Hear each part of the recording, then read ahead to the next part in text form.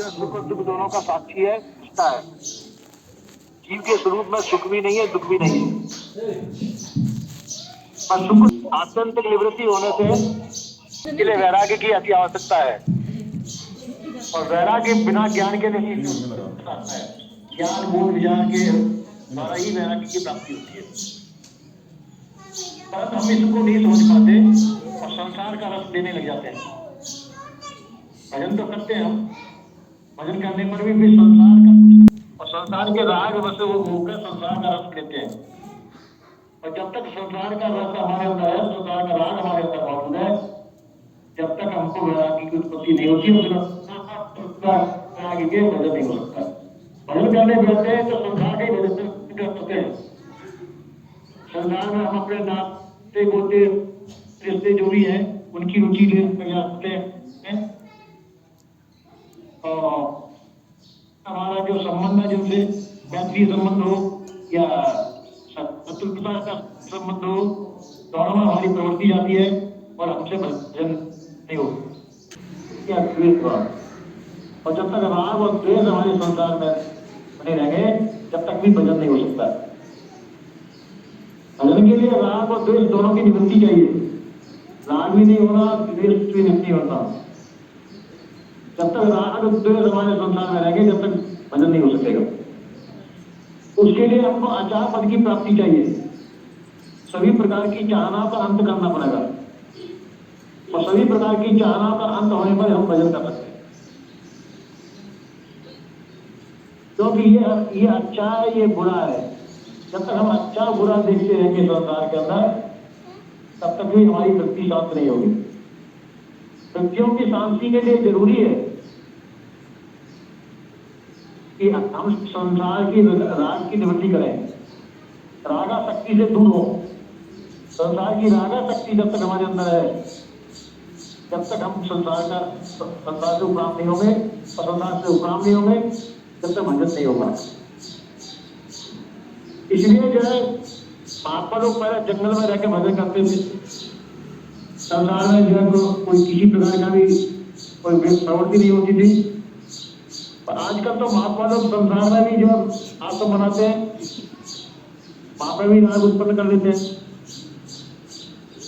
विभिन्न प्रकार के जो झंझट उत्पन्न कर लेते हैं, और राग द्वेष से ही झंझट उपाधि नाना प्रकार के मुकदमेबाजी और ये चलती है। वहां उनके पास भजन कहाँ से मिलेगा? भजन के लिए सभी प्रकार की निवृत्ति चाहिए।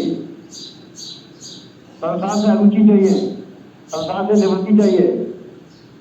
तो संसार से निवृत्ति होगी तो हमारा भजन हो सकेगा। और संसार से निवृत्ति के लिए बिल्कुल संसार का संपर्क नहीं होना, क्योंकि हम संसार से निवृत्ति होकर बैठे हैं। कोई आके अपना दुख सुनाएगा, अपना दुख देगा, उसने मेरे से ऐसा कह दिया, उसने मेरे से ऐसा कह दिया। तो महात्मा लोग कहते हैं, उसने ऐसा कह दिया, तेरे कुछ नहीं कहा, तेरे को भी कुछ कहना चाहिए। तुम्हारा राग द्वेष बढ़ गया। अब जहाँ ये द्वंद्वात्मक स्थिति हमारे चित्त के अंदर आ गई तो भजन नहीं होगा। और भजन के लिए चाहिए द्वंद्व नहीं चाहिए हमारे मस्तिष्क के अंदर। किसी प्रकार से काम, क्रोध, लोभ, मोह, भय आदि ये द्वंद्वात्मक स्थिति हमारे अंदर नहीं होनी चाहिए। तो हमारी प्रवृत्तियां शांत होगी, और जब प्रवृत्तियां शांत होगी, हमारी सभी प्रकार की वृत्तियां शांत होगी, तो हम भजन कर सकते हैं। पर संसार में रह करके हम जो है संपर्क संसार से रखते हैं, और संसार से संपर्क रहना भी चाहिए। पर संसार का संपर्क रहते हुए उसमें आसक्त नहीं होना चाहिए। संसार की संपर्कों में आसक्ति नहीं होनी चाहिए। आसक्ति रहित हमारा व्यवहार होना चाहिए। आसक्ति रहित हमारा व्यवहार होगा तो हम संसार में रहते हुए भजन कर सकते हैं। तो ये स्थिति बनना बहुत मुश्किल होती है। प्रगाढ़ वैराग्य की स्थिति होनी चाहिए। प्रगाढ़ वैराग्य की स्थिति होगी तो इस स्थिति में हम भजन कर सकते हैं। इस संसार में सब कुछ क्रिया होती है, उसका प्रभाव हमारे ऊपर न गिरे। राग द्वेष होते हो, नाना प्रकार के द्वंद्व होते रहे, तो उनका प्रभाव हमारे चित्त पर न गिरे, तो हम संसार में रहते हुए संसार का भजन कर सकते हैं। संसार का कर्म अपना भजन कर सकते हैं। संसार का तो भजन होता ही नहीं है। संसार में तो भजनों में विघ्न पड़ता है। संसार की प्रवृत्ति भजन में विघ्न करती है। इसलिए जो हम संसार से अलग होकर के भजन करते हैं। पर बात ये होती है कि संसार से अलग होकर के हमको संसार से कुछ आवश्यकता भी होती है। संसार की, संसार से भोजन मिलेगा, संसार से पानी मिलेगा, संसार से कुछ नाना प्रकार की आवश्यकताएं भी होती है हमारी। पर जहाँ वैराग होगा तो संसार की आवश्यकता लेते हुए, संसार से सभी प्राणी पदार्थों से सहयोग लेते हुए हम राग रहित रह सकते हैं, क्योंकि ये सब चीज हमारे प्रारब्ध के अनुसार होती है। संसार की जो आवश्यकता है, उन आवश्यकताओं की पूर्ति जो हमारे प्रारब्ध से हो जाती है। तो जिनको इनकी इनमें विश्वास नहीं होता, हम संसार को और भरोसा करते हैं, और संसार को और भरोसा संसार में राग पैदा कर देता है।